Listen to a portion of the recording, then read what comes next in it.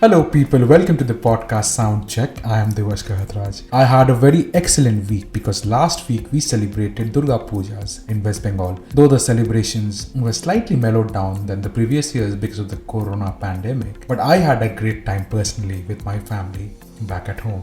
So keeping the spirits high, in the podcast today, I have with me Samar Mehdi. Samar is an Indian percussive fingerstyle guitar player and singer-songwriter, and he hails from Bhopal. Samar has been kind enough to sing a song for us and also talk about his musical journey. So without further ado, let's begin the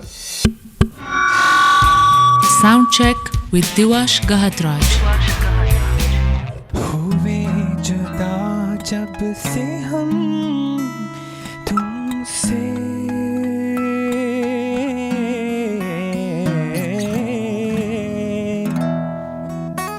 और करीब आ गए तुम हमसे.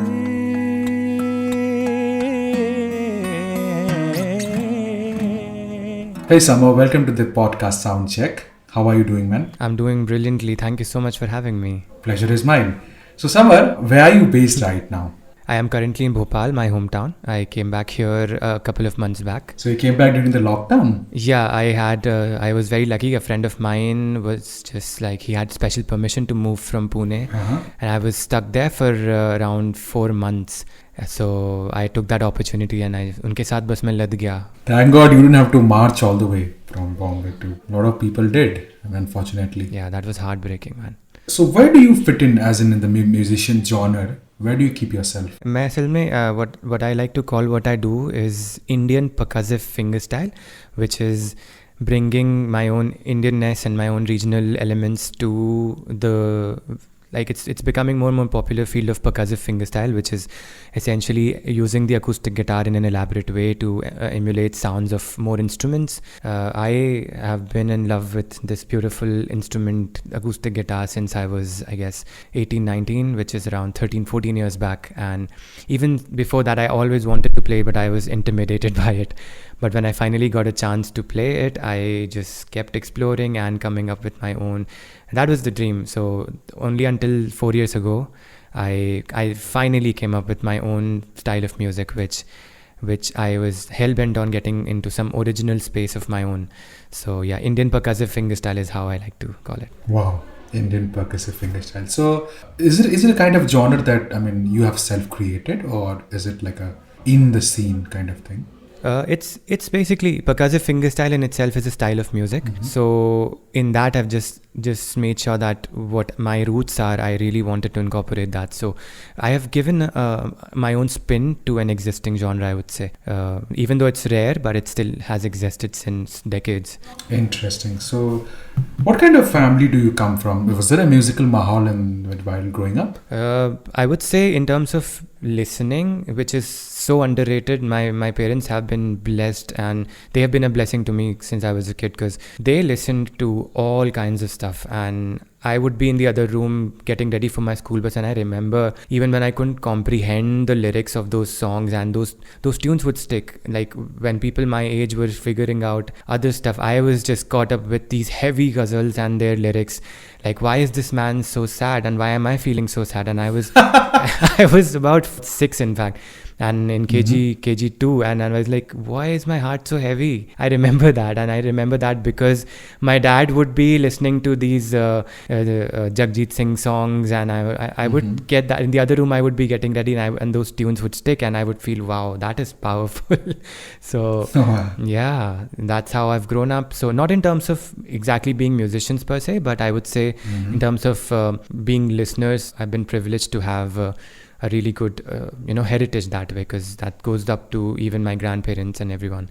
But I happen to be the first professional musician, and up until then, this used to be considered like one of those generational things where they saw it as a hobby, nothing more than that. And I had to break that, and thanks to that, now there are more people in my own family who are pursuing not just music but other things. So I was that first kid from the whole entire family who got all the cuss words and everything and Sara shit I had to take, and then I opened doors for my cousins to just go and explore.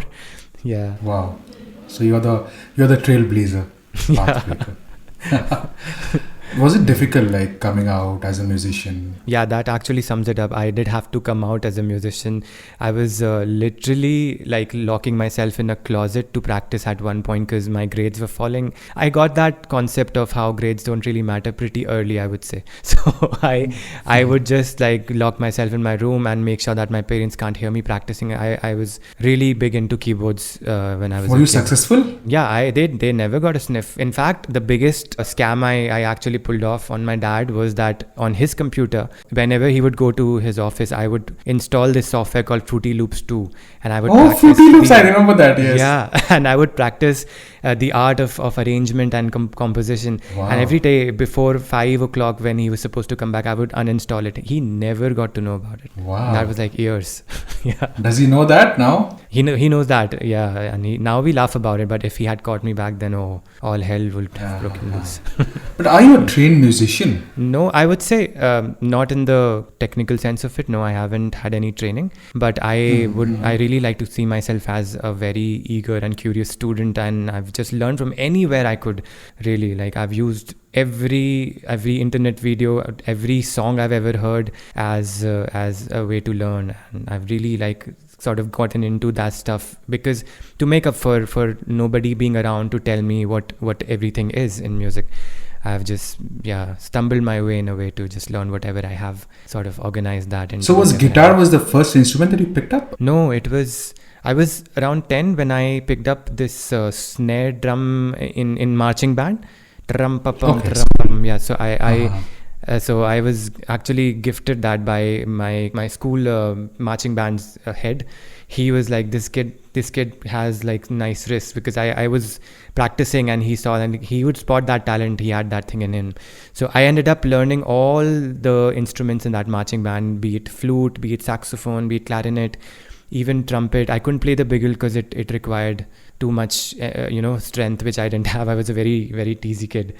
But yeah, apart from that, I played every instrument that was available. So then once I was done with that, I was lucky that around when I was in class 10 or 11, I think, that's when instrumental music became a separate thing. And then they started bringing about these keyboards and these fancy guitars and drums, and we would be like drooling over that. And then I just started sneaking from my classes to learn the keyboards. And yeah, so then my mother gifted me one S821 really tiny बहुत keyboard. बढ़िया. And उस पे फिर मैं दिन रात जुनून जो होता है ना, पूरा अपना मैंने वहाँ पे निकाला वो. So who are your musical influences? If you can point out few names. शुरू में गज़ल से सूफियाना म्यूजिक एंड ऑल दैट घराने. Then I got big into rock. Even back then these boy bands were really popular. I was in a boy band. Nobody really knows that. People not supposed to know that actually. But I was in a boy band for about a year. You've got a platform now. Just share it. Yeah, so I can finally let this cat out of the bag. In my school days, we used to cover songs because we were really inspired by Westlife and Backstreet Boys, and I just, like I told you, I kept learning. I really loved listening to all sorts of music. Then came the Linkin Parks and the Metallicas and the Iron Maidens, and that's when I got into guitar. And I think I got into it around the age of 19, which I was really lucky to, because a friend of mine just left their guitar at my place and never picked it up. So for the first month or so, I respected that. I kept it aside. I didn't touch it. But when I said this guy doesn't even remember, might as well make it my own. So I started trying my hands out on that, and then I've been playing the guitar since. That love story is going strong. Wow. So yeah, my influences in guitar are Mark Tremonti, and I am more of a fan of songs than artists. So that's just like unlimited library and so many. And Mark Tremonti especially stands out because he's been my one favorite for a very long time. But other than that, I've been into songwriting more than guitar playing, and all of the instruments I play have been more of an extension of, or exploration of how do I arrange or write music on this. That's where this style of music comes in play, because it allowed me to arrange like 5 different kinds of spectrums of sound on one, and I could just freely just do my songwriting, which I love to do. Do you have a deathbed song, a song which which describes you, or maybe like a song which you want to listen till the end of your life? One song. I have one. Yeah. I would say it's Open Your Eyes by Alter Bridge. Alter Bridge. Wow. Yeah. Super. Yeah, and another one would be Dead Man by Carnival. Really love that song. Okay. Yeah. So yeah, Samar, I have this question for you, and few of my friends they asked me to ask you this question. Is the fingerstyle, guitar playing, the trend which we see in the independent music scene currently, is it kind of a quick hack for the upcoming artists to establish themselves? In terms of fingerstyle? Yes, the fingerstyle guitar solo playing and then singing the song. Is it a life hack kind of a thing for the artists to establish in India? Because we see a lot of artists coming out, writing their own songs and just with the solo guitar. Yeah, it's the in thing now. For sure, yeah. What I've noticed though, because I started playing guitar with like straight up heavy metal, that's where I started. I really felt that was my quick hack because my skills were... No, I have a question for you for that, but yeah, first answer this. Yeah, but like I started there, so I felt like that was my quick hack because even early on I could learn so many things so quickly, and I was hell-bent on getting some things so right, and that genre really pushes you, man. And so for me that was my quick hack, I would say. And fingerstyle was something I really could not, even when I tried, I couldn't really get through. And only in like 5 years ago is when I made time and bought my new acoustic guitar, and like now I have to dedicate myself. So yeah, I got my hang of it on that. So yeah, maybe I'm not the right person to answer that, but I've found fingerstyle to be a tad, it's like a doorway into guitar playing for sure. And we're seeing a lot of, that's the problem. That's a very different, I think, space where I'm just taking this, but I feel like fingerstyle just takes me there every time. Like a lot of repetitive stuff has been coming up in a lot of, and I have gotten sick of it, even though I am a fingerstyle player. But that's why I keep pushing to just try, and at least from me, I cannot really, I hold myself to a higher standard that way. Because yeah, I really understand where that question is coming from, and I agree. Like now people are not really pushing to come up with something. Even within fingerstyle, there is so much to do, but it's like the same thing keeps getting recycled. Dude, I heard like now even in Bollywood they've started. So that for me is like the edge where the end of it. No? Like, now that's where fingerstyle has reached. Okay. So, you reached, पहुंच गया अभी बॉलीवुड पहुंच गया मतलब सही है मतलब हो गया इसका टाइम अब. Yeah, हो गया वही. So Samar, what do you do in your free time? Do you read? I do a bunch of stuff. I really like making short films. I like writing scripts and just going out there and shooting. I haven't been able to do that for a few months though because of the pandemic. But apart from that, I keep... I read about a lot of stuff. I've been big into science versus mysticism lately, which has really caught... I love that space, man. There's so much infighting happening. It's so fun to just pick up a bucket of popcorn and sit and watch them just, go after each other. But yeah, that's really interesting space. I've been reading mysticism as a way of law by Bertrand Russell's works. Yeah, his essays have been really inspiring. Yeah. Oh, Bertrand Russell, yeah. So Samar, what is a writing process? How do you write a song? I have been very privileged on that front in the sense of my grandfather is a writer, my mother is a writer, my dad is a writer. So whenever I would write, I was really like intimidated by them, and they made sure that my confidence never really gets to a point where I can start feeling confident, because they would destroy me, dude.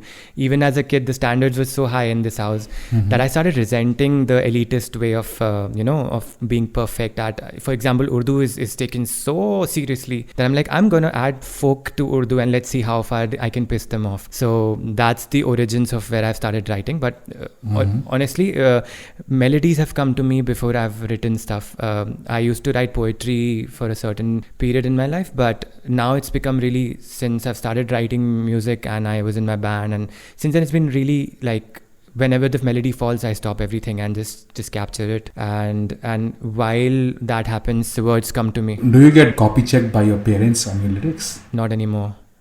They can't handle me, I can't handle them. So it's really simple. Yeah. Yeah. So yeah, let's talk about the 2 EPs that you released in the past years. The first one is Uruj and the second one is Garab. How do you pronounce it and what does it mean? The first one is called Uruj. The second one is called Gurub. It's becoming a meme now. Iska meme abhi bol rahe hain, तीसरा आएगा तरबूज. Are you working on that? No, I hope not, dude. Like, but I get it. So the first word uruj means ascension, and the second word ghurub means this time of the day, which is sunset basically. So ghurub basically is the dying of light. So uruj and ghurub are actually coming a full circle, because uruj is ascending out of a dark place, and ghurub is going into that place of dying of light. So yeah. So how many years did you take to complete both the EPs? Time to bilkul bhi nahi laga. The recording process alone was like 2 months, in which everything was ready. But in terms of the songs that are on these, so they range from, for Uruj it's been since one of the songs was 2014, and then I wrote it. Back then I wrote it for my band. Then it became this one man band situation, and I rewrote it, and that one is called Pare. There is this song Uruj, which is the title of the album, which was the fastest I've ever written a song. I was testing gear, and it just started, I was just doing legato on my left hand, and I just started playing. I'm like, oh, this is decent stuff. And I just, in one go, the song was ready. Like that 5 minute alone, it was done. And that song hasn't changed since then. So I recorded it as is. And so there are songs that were written in like 6 years ago, and there are songs that were written in 5 minutes, both in that album.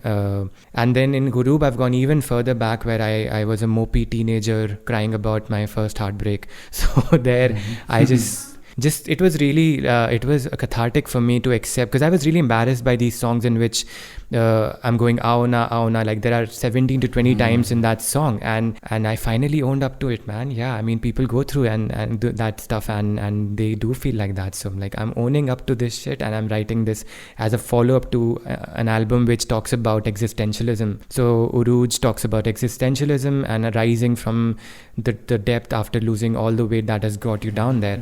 And the second album talks about just the dying of light, where you've lost all hope, and there is this cycle of this journey from desperation to anger to then finally acceptance. There's hysteria coming in with the final song. So yeah, I like to think of these songs like that. The entire EPs are sort of a journey throughout, song after song. Quite interesting. Yeah. Quite interesting. Yeah, it's kind of a journey, because I went through the songs, and yeah, it signifies a man's journey. So technically speaking, when musicality about both the EPs, the first one is completely like on guitar based. Yeah. And the second one has multi-instruments, right? All of them, all the songs I've released so far are on the guitar alone. There is no other instrument. So just that, with the second album, I was able to take it. So the first album I recorded in my room, where I composed the songs. I was very, like, I'm very, very strong-headed about this. Like, I want to capture this room in this album sort of a way, that I'm willing to give up on the big quality and just make sure that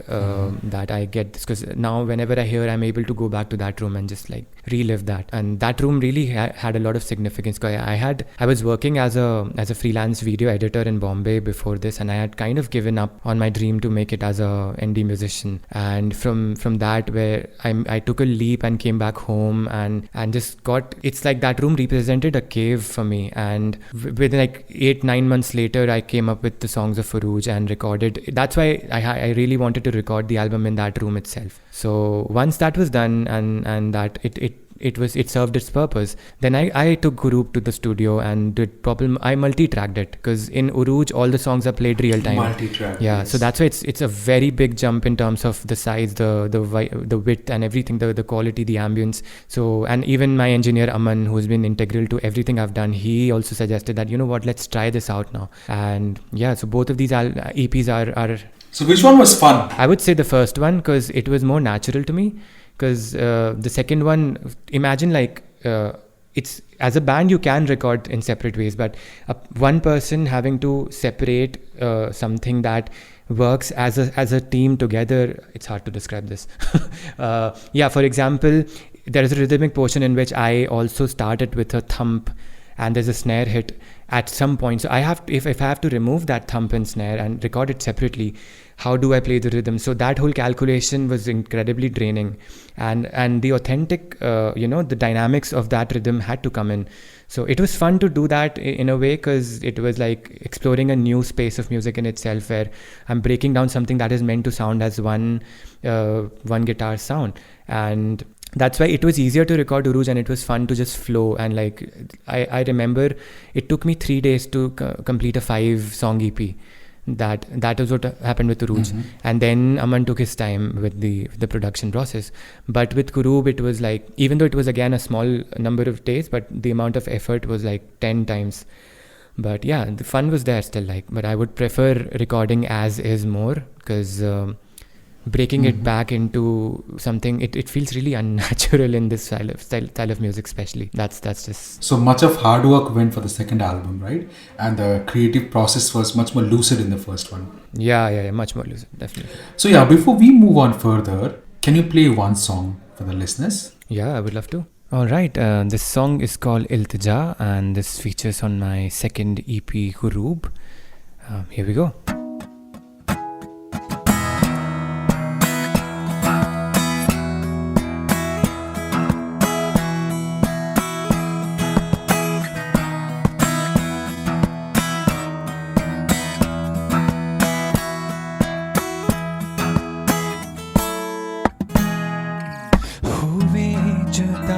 जब से हम तुमसे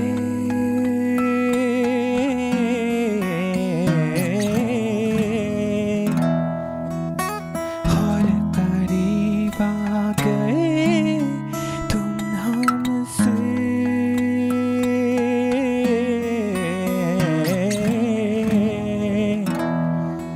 हुए जुदा जब से हम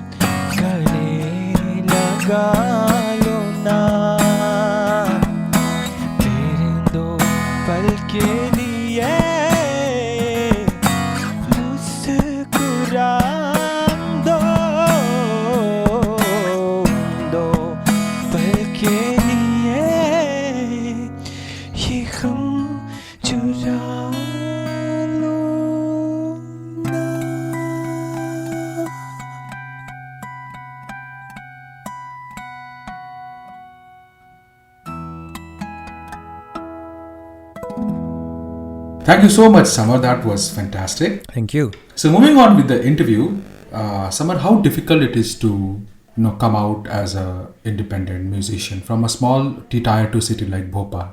How difficult is the journey? It's like an extended, never-ending suffering, I would say, because you have to come out not just once but repeatedly until your folks get it, number one. Because you don't know what's going to happen, but you have to sound so confident when you take it up to your parents. Like, I'm not pursuing my, for example, that was the case with me. I'm not pursuing my post-graduation because I know I want to make it in this, but that there is no ground to stand on, and the parents, this is the generation it goes automatically to. It's like a knee jerk, like they go to responses. अरे musicians तो सड़कों पे सोते हैं बॉम्बे में जाके, like ये कौन सी सड़क है, मेरे को देखनी, मैंने नहीं देखी कहीं. क्या हर पेरेंट यही क्यों बोलता है कि सड़क पे सोते हैं? हाँ, वो सच बात है, उस ज़माने में रहा होगा, पर मैं वो नहीं. और without sounding arrogant you have to put this point across. Otherwise dude, मेरे घर में यूपी के लोग हैं, तो यहाँ पे जब ताने पड़ते हैं तो खून निकलता है कान से, इस लेवल पे सुनाते हैं.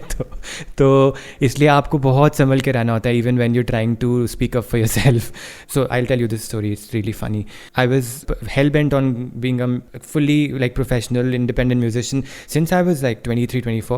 I decided this is going to be it, but I was still yet to finish my graduation and I had no plans for post graduation, but to have a stronger ground to stand on, I completed my graduation after a very nice little confrontation with my parents. They're like, कम से कम ये finish कर लो फिर देखेंगे. But that's the trap, right? And I didn't get it back then. अभी at least ये कर लो फिर देख लेना. फिर it keeps going forward. So I'm like, okay, now I'm gonna cut this here. Then they like, अरे तुम cat तो दे दो, cat देने के बाद देख लेंगे. मैंने कहा ठीक है. That's a circle, no? That's a trap. That's the trap. That's the loop you get stuck in, and you keep like I sensed something by then. मैं like, okay, मैं पहली बारी cat first time दिया, I got like a decent score, but my dad, so that's the problem. Everyone in my family is like hyper, like उनके marks normal भी नहीं आते थे. Everyone was 98, 99. People who got 97 were shamed. वो वाली situation थी. And मैं पहला था, and I'm very proud of it. That I got a 60, bro. And I'm like, अभी हो गया break जो भी था. अभी यहाँ से आप थोड़ा अपने standards गिरा लो यार, please, क्योंकि मेरे को नहीं पढ़ने का इस तरह. It's all downhill from here. Yeah. So even though फिर CAT के time भी वही हुआ, and then I'm like, अभी मैं बताता हूँ, मेरे अभी intelligence पे सवाल उठ रहे हैं, तो मेरे को भी लग गई ईगो पे.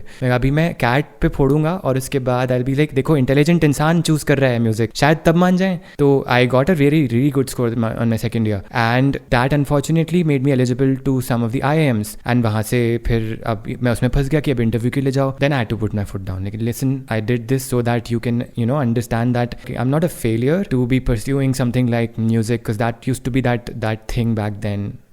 At least in my family and that generation, this was like, जिसने कॉमर्स लिया वो बाकी के काबिल नहीं है वाला थिंग. सो इसी तरह से म्यूजिक के लिए तो और it was really look down upon. But like अभी इतना आ गया है, अभी इसके बाद चूज करूंगा, do you have faith in me then? But obviously it was गलत दीवार पे मैं अपना सर फोड़ रहा था. वो वाली सिचुएशन थी. So I had to give up on an interview with IIM Kolkata, where I would have been such I can't even imagine what would have happened. I can't imagine myself in that situation, and due respect to that, I just can't do it. It's really as simple as that, and this is what I'm meant to do. So and like अभी कुछ भी हो जाए, मैं नहीं जा रहा था, देखते हैं. तो my parents like वो बेड पकड़ के लेट गए, हम मर जाएंगे. मैं क्या, अभी एक काम करो कि अभी मैं देखता हूँ. तो मैंने भी चेयर लगा ली बेड के साइड में. इतना drama. So full Ekta Kapoor serial happening, huh? Yeah, full serial scene, एकदम full power, एकदम TV soap opera. So this carried on for a week. But then they were like, ठीक है, बाहर में जाओ, कोई मतलब नहीं है. And then I was like, ठीक है. And there was this truce. And from that, I think that was the peak of this confrontation. इसके बाद सब soften होना शुरू हुए. And then especially with this form of music that started coming out, I moved to Bombay, and then I wanted to do music, but I started doing video. And then more, again, there was some security coming into my life, which really helped them understand that I know what I'm doing. And then when I came back here, then they got alarmed कि क्या हो गया. And then again, I put them through a lot through that, but I finally was able to do what I love to do. And yeah, I mean, it's been really good since I have been a full-time musician. So have your parents attended any of your gigs? Yes. Amazingly, it's come to a point where my mother attends my shows now, and that's a huge thing. And my dad, I'll tell you, his seal of approval came to me when he actually stays out a lot, because he's in a bank and he gets transferred all over the place. So he got transferred to Qatar, and back then he's like, listen, I'm not going to stop you anymore, but I'm not gonna yell at you anymore either. So that's the best I can do. Is that okay? I'm like, okay, this is better than nothing. So that was the truce we had. And then 3 years later he comes back and he has a new phone, okay, and he's asking for my help to help him, understand the phone. And I'm scrolling and I see his YouTube and he's saved downloads of my videos on that, of me performing. Wow. Yeah, so that's how I knew that my dad Here we actually go. listens to me. Yeah. तो ये दिन आ गए हैं. अच्छा, तो फिर तब से तो it's been like he's been very vocal. Now he comments on my Facebook posts and everything. They've come a long way too. Yeah. So what are your tips for the upcoming musicians coming out from the tier 2 cities? Any word of wisdom? I would say that just don't get caught up in what I observe, like don't get caught up in what social media offers you, because you get to step number 10 at step number 1. For example, people will really try to empower you in a way that is kind of toxic in terms of if you really want to do it, at step 1 agar aapko itni tareef mil jaye to which happens with so many people with potential that it goes to their head. And that's just the one thing that I'm always careful of ki, theek hai, I mean, I appreciate the appreciation, but all of that really doesn't matter in terms of the standards I want to reach. Yes, it's important to keep getting that that love, but that love has come to a point where it just comes to everyone, and people throw around words like legends and genius and far too much, man. So it's dangerous for people who are in their growth, especially the earlier stages, and that's why I refuse to listen to review things, because I'm like, even if I'm being honest, people will be so hurt by just by very honest review. So if that is the situation now, imagine. That's why I'm like, just it's okay, you have to balance it out. Very, very inspiring. So Samar, since now we are in lockdown and all the live gigs are completely stopped, and you were the one, like, you started really early on doing home gigs and gigs where you have smaller audience. What was the concept behind this? Yeah, that was the game changer, man, because that really shifted that whole weight from these major venues to any place that can hold those kind of people. Plus there were a lot of issues, especially in India, that's in the regions that I played in, mostly, especially North India, Delhi side. This is a very common problem, that because there is a cover culture which kind of has created expectations of a certain kind of people. They go to shows expecting something else, and when you're an independent musician, you have to sometimes suffer so much just for wanting to play your own music. So yes. That was the reason why I, along with a lot of musicians I came across, I always had this conversation, and everyone felt the same way. If there was an option to not play here, I would rather not, that seemed to be the theme. And then we got lucky that so far was already there, and they started expanding to different cities. Then this House Concert India came into place, and they started, so all of these concepts started coming in, and we did a tour. Then me and another musician, Sabi Singh, who I love so much. He is so awesome. So he and I were like, we were signed to the same management, Worker B. So we were together in this, and we both were, so we had this show, the last one that we played in a bar together, where I was performing right before Sabi, and I was in my last song, and somebody proposed to his girlfriend right there in the middle of a song. And there was this incredible, like, obviously, how it goes. And I was stopped midway into the song. So I was okay. Like, I left the stage. I'm like, okay, fine. But Sabi came in and he was fuming. Like, how can you do this to this guy and this and that? And this is performing. And this is peak, like, elitist wala situation with the people who were there. And they were like, fuck off, dude, this and that. And like, this whole weird thing happened where we were like, listen, dude, let's not put ourselves through this again. We'd rather wait for a bunch of people who actually want to listen to us. Number one, that's the key, because हम लोग अपनी worth इसमें देखने लग जाते हैं एक point, but it starts taking a toll, man. Like, if you're not like, बहुत ही unworthy feel होने लगता है. So we'd rather play to 15 people who are actually there than 50 people who don't give a fuck, right? So all of that led us to this whole thing where we wanted to do a tour of just how's this setup where they're living room gigs, how they call it, and we sold them out, like 80-90 people stuffed together and happy in like summer season, peak summer season, and we had so much fun. That's how much passionate the people are, and we would not have felt that passion in the audience if we had kept performing on these major venues. So that also let us appreciate those major venues even more, because then we could do the odd show and expect nothing and just be ourselves and perform in a bigger sound. So that really changed everything. And even Is it fun because you can connect with the audience more because it's like a very intimate gathering? definitely, and it's in many ways it's more it's so much more intense because that stage is gone, so there's no wall, there's nothing that separates you from the audience. So I had to like stepping out of that performance space even there, and I actually so often just enter the space where the audience are sitting and perform, because it's like now you're in my room, as if so that space is something where an artist is of course it can be incredibly intimidating, because initially it used to be, but now I feel like I'm in just jamming normally. And do you have a stage fright? I heard stage fright. I had a very nice story. Oh really? But I will tell you that stage fright, yes, I'll tell you. The first show I ever played, I actually wrote notes of every single thing I was going to say and the lyrics of my songs, because I thought I would forget it. And I taped that onto the mic stand, so that while speaking and while introducing myself, and I had this real obsession with getting it perfect in that way. And it's come to a point where now I have my eyes closed and I just dance around and play. So yeah, it started with a lot of stage fright, and that nerve is still there. And I would say if that nerve goes away, I think it won't be worth doing anymore. I really don't think I can just step in. So that is the best part. That's what causes that adrenaline rush, and that initiates that thing. And definitely stage fright, though it's changed now, but it's always going to be there. So what are your upcoming projects, bro? There are 3 singles lined up in terms of my whatever I've been doing, my music. There are 3 singles that I've been recording. There is one which is almost on the verge of being delivered, and before the end of this year, I think in the space of a month each, they'll be out. And apart from that, I can't really tell you any details about this, but I've just signed my first film, which is supposed to be on Netflix at some point. So yeah, I will share more in due time about that.